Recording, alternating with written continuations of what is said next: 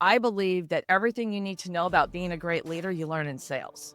You learn how to flex your style, you learn how to work with different types of people, you learn how to negotiate, you learn to ask for the sale, ask for what you want, whether it's a promotion, a project, taking on the initiative, whatever that happens to be. This is the Entrepreneurs United podcast with your hosts, John St. Pierre and Rich Hoffman. Rich, today we have the joyful sales queen, Lynn Whitbeck. Lynn, thanks for joining us on the Entrepreneurs United podcast. I am so excited to be here, and thank you both for having me. You know what? The world needs a lot more joy. And your title is the Joyful Sales Queen. Can you, before we even go deeper into what you do and how you help entrepreneurs and businesses, why is joyful in your title? Because sales should be joyful. This is how we get to help serve and create lasting impact for our clients. And when I do that, it just fills my soul and it makes me happy. It's the greatest gift that I can give to my clients. What's your number one recommendation to people if they want to increase sales? The number one recommendation is to think like your client. So this is not about you. You don't make the decision. Wow, surprise. It's your prospect who makes the decision to buy. So you've got to get into their head and think like your client so that you can frame your language around what do they want, need, or lack? Why does it matter to them? So they can. Because what people purchase is the so they can, the dream, the aspiration, the transformation that they desire for their life, for their team, for their business. Can you give me an example of it? Something that a client would want, need, or lack so they can. Walk me through an example there. Okay, let's take an example where you have a collision repair shop. Okay, so this is a brick and mortar, and you are helping clients so they can get their car fixed. But the so they can is that they can get into a car that they know is going to be safe, that they can put their family in with confidence and security, that the car will be repaired with a financial stability, with the warranty intact, with OEM parts, with the best possible financial outcome for that car, which is the second biggest investment most people make. And so the so they can, from the client's perspective, is about having that quality, repair, safe, and financial security. Makes sense. Tell me about, when did you first come to realize that you had such expertise in sales and you thought, I'm pretty good at this, I'm going to go there? I've been selling since I was a Girl Scout, selling cookies. But after graduate school, I wanted to go into outside sales, and the owner of the business said, oh, this is going to be a disaster. And I started on April Fool's Day. Woohoo. But that year I outsold the junior partner. And the next year I outsold the senior partner. And sales was how I could help people. It's not rocket science. At least I've never sold any rocket science. But it is a way that I can make a difference. I can take something off their plate. They never have to think about it again. And to me, that was a true gift. And I was creating a better situation for them because that was something that was gone. And I was handling it and they didn't have to think about it. Love that. Lynn, so I hate to get here so early in our conversation. Rich asked you a pretty good question, which is, what's the number one tip you would give people? And it's think like a client. And you gave us a real deep dive into an example of that. What would be one secret sauce that if we were a paying client of your business and you were helping us, that would be one of the biggest takeaways we would get that we wouldn't get anywhere else? The first thing is we do really dive into that ideal client thinking. Really, it's reverse engineering what you do, how you help and serve people, but then going into who is that client and what's going on. Because when I started working, that's a real example. Their big thing was price. They were concerned about the pricing because that was like, and they were literally pushing this objection to the forefront. And yet when people have their car repaired, they're not paying for the repair, only their deductible. Mm-hmm. So what are they really concerned about? What are the things that you want to dive in emotionally to connect with them? As a mom, there's no way I'm going to put my daughter in a car that hasn't been repaired safely. Sure. That is a huge trigger for me. And so when you do this, you've got to really dive into that, because thinking like your client follows the entire sales process, from all of your outreach for attraction to your connection to the questions that you ask. So in this situation, as soon as someone picks up the phone or walks in the door, you've got to frame that question so that you can start to dive into these things that actually matter to them, and you bring them up to the forefront and they lean in. Wow, that's really important to me, Okay. because they're just thinking about a dented car. And then you do it in the follow-up. You do it after they become a client, how you nurture that relationship, asking for reviews, testimonials, referrals, how to keep that connection alive and that word of mouth. And that is that through point that you want to connect all the way through. What matters to your client? If you're asking them for a referral, it's not about you, it's about them. Why does it matter to them? Because they want to give their family or friends the very best experience, the experience that they had. It matters to them. Gotcha. So I'm assuming this would start most times with what is the client persona and being very specific about who you're targeting with your product or service. I'm assuming that's the place you would start with most people. Is that correct?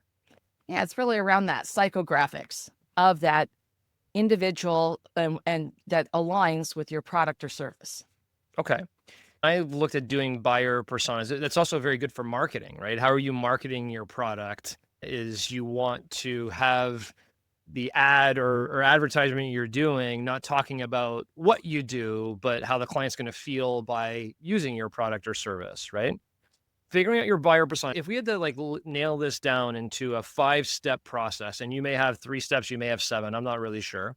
But if we were to nail this down the 5-step process, step 1 for me in my mind, after hearing you here for a few minutes, is know exactly who your buyer persona is. Like, what does that person look like? And I've heard people give an example. Tell me what that person's name is. Where do they live? Just be very specific to maybe even more broad. So that would be step 1 for me. What would be step 2? Well, And do I have step 1 right? Is there something before step 1 that maybe I missed? in some industries, the demographics matter, things like that. But often it's, to me, from a sales perspective, it's really about what's driving them, the motivations and emotions, and matching that up with your product or service. When you do that, you can also come with preconceived notions. You got to ask questions. You got to find out which of, like in the case of this, I'm giving this car example, you've got a mangled car. What is your motivation? Is it that the car's pretty new and you want to make sure that your warranty is preserved? Or is it the safety of your family because you're really concerned that you're going to be able to put them back in this car, it's going to be repaired? Is it that dealing with the insurance company is a pain in your hiney and you want some help? So when you go through those questions, you can find out what's the number 1 priority, what matters to them most. Now, all of those things can matter, but sometimes there's certain things that matter more than others. They're weighted.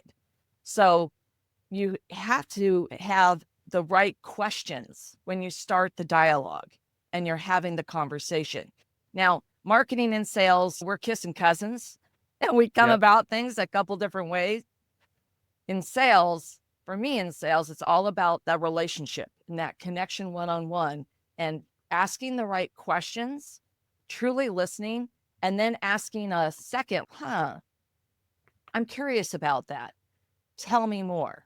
Because the second answer is going to be a deeper answer into what's really your prospect is thinking and what's really going on. Got it. Rich, please chime in here if you hear differently too. I'd love to get your take on this, but you need to know who your buyer persona is. Number 1, you need to know who that is. Maybe demographics attached to that, but that could be included in your buyer persona. Number 2, you need to know what the number 1 priority is of your typical client.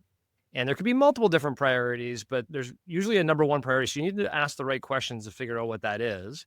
And number 3 is you got to create a one-on-one connection with them.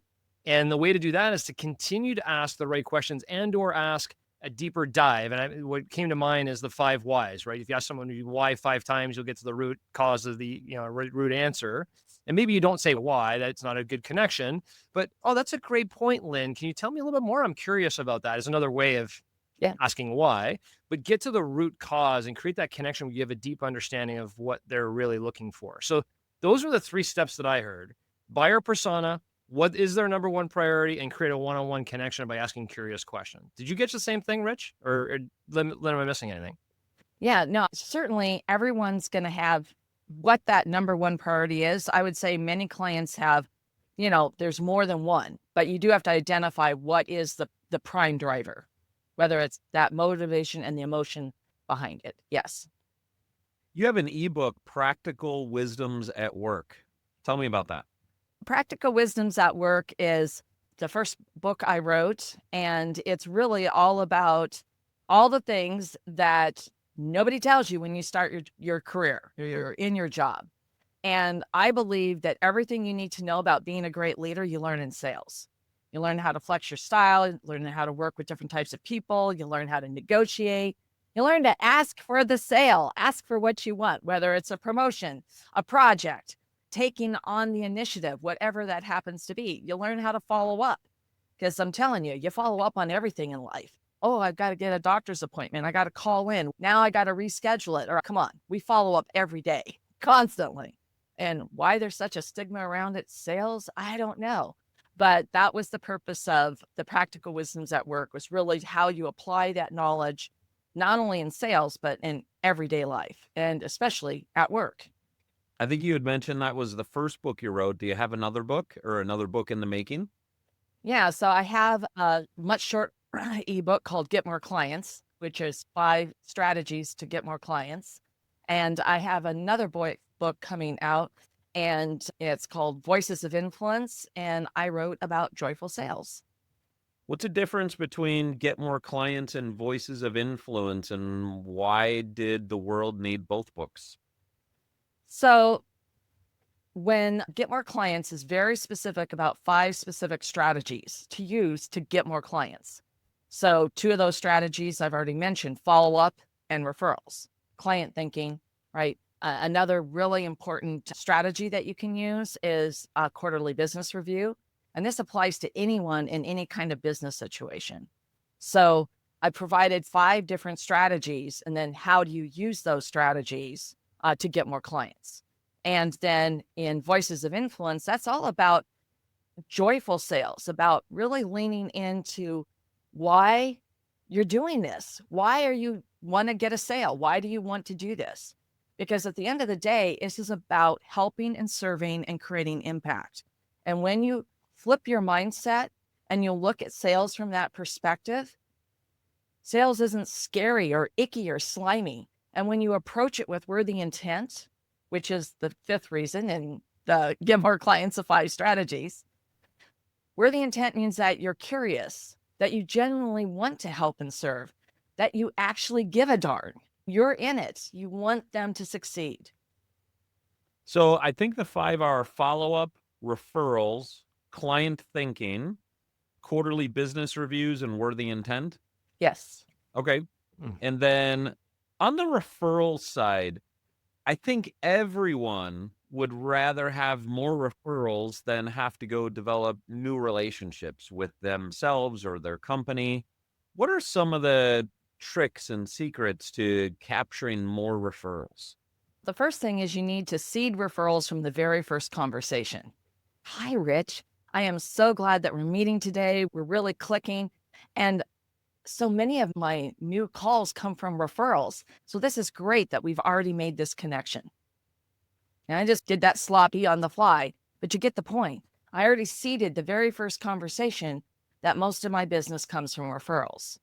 And there's many ways that you can do that all the way through the sales process. So once again, every business you have, you want to look at that, what that looks like. What's the process? What's the sales journey? And then you want to seed the idea of referrals. Now, it's really important. You cannot ask for a referral before you've earned the right. If you've asked for a referral too soon, oh, I love this. We're on a networking call. And I go, hey, Rich, I'd love to have some referrals. You don't know me. You just met me. I have no right to be asking you for referrals.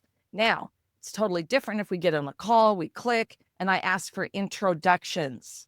It's different. An introduction is not the same as a referral. With a referral, you have to have earned the right. And that means that they have to have purchased or have worked with you, had an experience of what it's like for you when you deliver your product or service. Then you've earned the right. And tell me about the distinction between the referral and introduction. My assumption would be the referral would be someone's done some level of pre-qualifying that they might need what you have, versus the introduction kind of lowers that bar. A referral means that I've had an experience working with you. So maybe I didn't work with you directly, but we have a common client. So we're on calls together, or we've been around one another. So I know the type of work that you do, and I know the results that my client has received from working with you. So I work with a CPA, and that CPA can, let's say the CPA is my client, but because that work she's done, she can also then give me a referral to her customers that she works with. It really requires a referral, means that you are staking your reputation and on this referral, that you believe and trust in this person, and you're passing that on to your friend or your peer client. So an introduction, on the other hand, is not that deep. We make introductions all the time. An introduction is, this is somebody I think you'd be interested in meeting.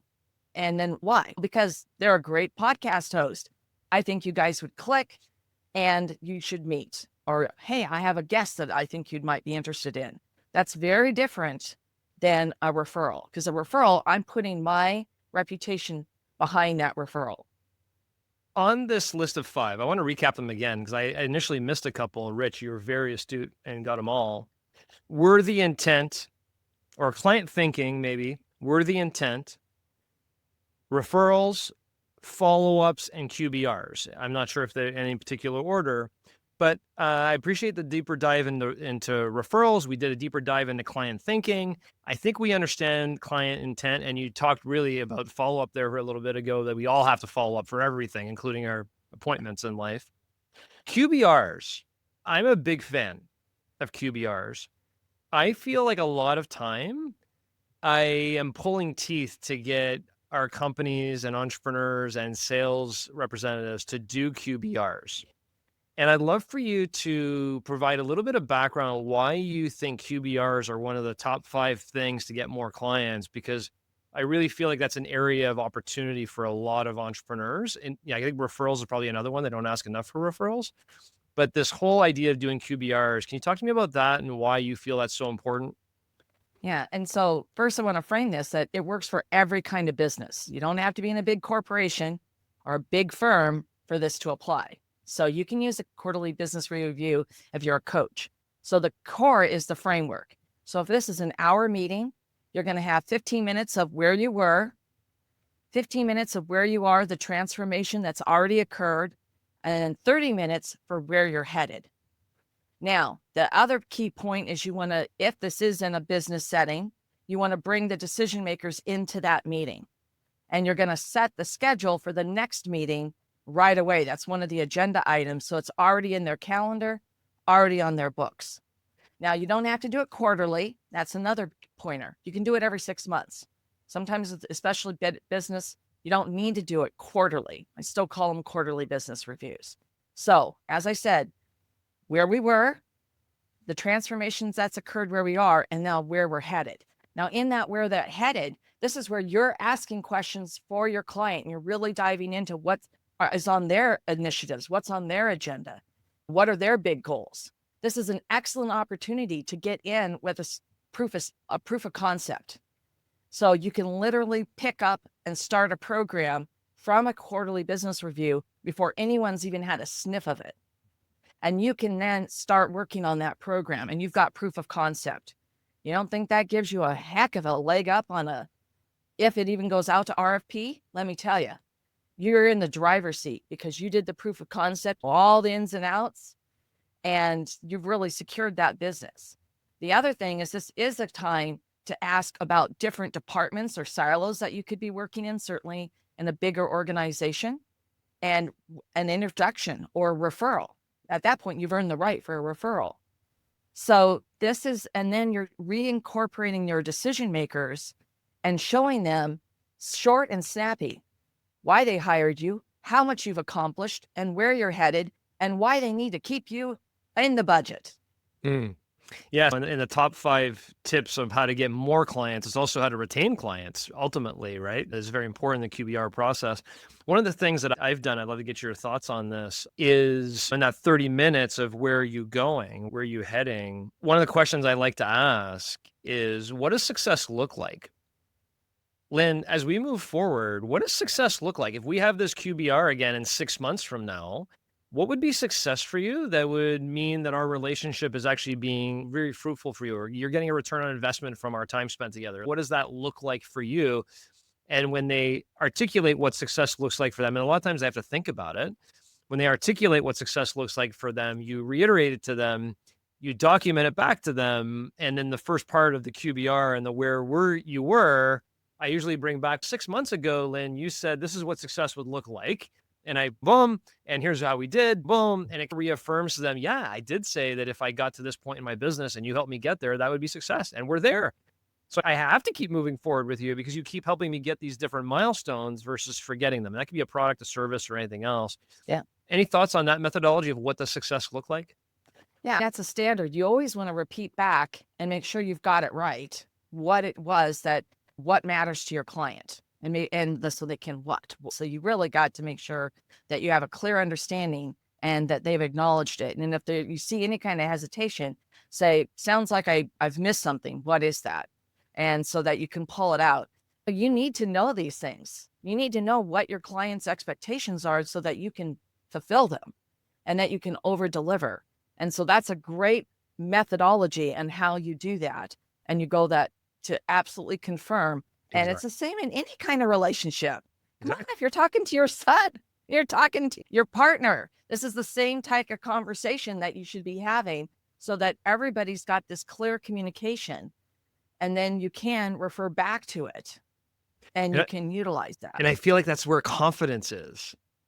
Because if you don't have the confidence to ask somebody what success looks like in this relationship that we have, to your point, it could be any relationship. It doesn't have to be a sale. If you don't have the confidence to ask that question because you're not sure if you'll deliver upon it, that's why people don't do it. And so it provides a lot of confidence to say, hey, tell me what you're looking for so I can actually do that in a relationship or your children or even your parents for that matter, just the same as it would be a sales, a client, a prospect, or anything like that. So Lynn, this has been a great conversation. How can people learn more and get more information? I think you have a bunch of free tools on your website. Can you share with our listeners where they can get more information?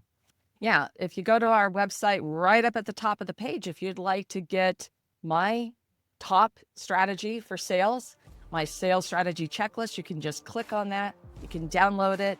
You can look at anything else that we've got and would love to connect. And you can connect with me right on our website. Perfect. And as petite, the number 2, queen.com. We'll put that in the show notes as well. But petite as in the French spelling of petite, the number 2, queen.com. Lynn, thanks for joining us on the Entrepreneurs United podcast. Thank you, Lynn. Thanks. It was great to see you both. Thank you so much. Thank you. Stay tuned as John and Rich unpack today's conversation. John, what does your client want, need, and so they can? The so they can part, that reminds me of with David Kirchin, where he talked about having a juxtaposing worldview of what things would look like with this added product or service. So interesting, just sales professionals looking in a very similar vein on want, need, so they can. What's that worldview look like once you use my product or service? Yeah. I do find that what Lynn was talking about was something I find that a lot of companies don't do enough of, which is just reevaluating who their client is, what their priority is, what their buying cycles look like, what do they really want to achieve, right, through your product or service. A lot of times you figure that out at the beginning, or you have hypotheses on what those are at the beginning, and then you just start running. And it's really helpful for Lynn or other sales professionals and consultants who can come in and help fine tune your sales processes and really understanding that. And you and I both know this. The difference of 1% of success ratio, increased success ratio in your business of bringing on clients is a lot. It falls straight to the bottom line of your business. And yet we don't perfect the sales process enough. We don't ask for referrals enough. We don't do QBRs enough. We don't follow up enough. All these different things that are so simple in concept, but yet when I think about my own business, not enough follow up, not enough asking for referrals, not enough QBRs, yet it seems so simple. Why don't we get it at least at that level, Rich? Why do we need this constant reminder of doing these specific easy concepts? If they're that easy and they would increase your success ratio, what's the roadblock there in your mind? For me, I can tell you, I try to get scheduled before the end of one of the coaching contracts. I get it scheduled about 6 weeks before the end, what I call a review and reset, where we do some of what she's talking about. So what's the review of what's the ground we accomplished? Why did the engagement initially begin? And what do we reset in terms of things? And for me, it's a mindset of that is the closure of that period of time. It's not the closure of the engagement. It's not the closure of the relationship, but it's puts closure to that period of time to literally reset the next one. Even my clients who are on a 1-year contract, we do a quarterly review and reset, not for the purpose of getting more business from them. They're on a 1-year contract, but for the purpose of literally, let's do exactly what she said. Why are we working together originally? Where's the ground that we've covered up till this point? And where are we headed? Just to continue that alignment. Your question was like, why is this not getting done often enough? I would have to project to answer that, because for me, it's a practice that I started doing when I originally started. And I don't think Yeah, I've but I missed think you one. answered the question and what you're doing. That I'm not, just for clarity, Okay. but I'm talking about any sale, right? Or any product or service that you may be selling in your company. What we don't do is we don't pre-schedule the future events that are going to happen. I'll give you a really good key. You and I both do this, I'm sure. Before hanging up with a client, we set the next time we're going to talk if it's not already preset. Why? Because if we don't do that, a week will go by to, oh, we don't have this call set up. The same thing could happen with a QBR.